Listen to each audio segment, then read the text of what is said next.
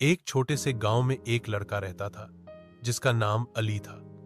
अली गरीब जरूर था, लेकिन उसके माँ बाप ने उसकी तरबियत बहुत अच्छी की थी। वह हमेशा सच बोलता, बड़ों की इज्जत करता और किसी का दिल दुखाने से गुरेज करता। अली के पिता एक लकड़हारा थे और दिन भर जंगल में लकड़ियां काटकर गुजारा करते थे। उनके हालात बहुत मुश्किल थे, लेकिन अली ने कभी शिकायत नहीं की। वह सुबह स्कूल जाता, दोपहर को अपने पिता की मदद करता और रात को पात ढाई करता। एक दिन अली स्कूल से वापस आ रहा था कि उसे रास्ते में एक बटुआ मिला। उसने बटुआ उठाया और खोलकर देखा तो उसमें बहुत सारे पैसे और कुछ कागजात थे। वह हैरान हुआ, क्योंकि उसने कभी इतने पैसे एक साथ नहीं देखे थे।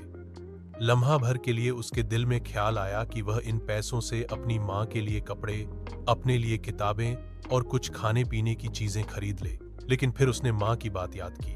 बेटा, किसी की अमानत में खयानत न करना, चाहे हालात कितने ही मुश्किल क्यों न हो। अली ने फौरन बटुआ बंद किया और करीबी थाने चला गया। वहां उसने पुलिस अफसर को बटुआ दिया और कहा, जनाब, यह मुझे रास्ते में मिला है और मैं चाहता हूं कि यह असली मालिक को वापस पहुंच जाए। पुलिस अफसर अली की बात सुनकर बहुत प्रभावित हुआ। उसने अली की ईमानदारी की तारीफ की और बटुआ रख लिया ताकि वह असली मालिक को तलाश कर सके। कुछ ही देर बाद एक बूढ़ा आदमी थाने आया जो बहुत परेशान था। उसने बताया कि वह गांव का ही एक व्यापारी है और उसका बटुआ कहीं गुम हो गया है, जिसमें कारोबार की रकम और महत्वपूर्ण दस्तावेज थे।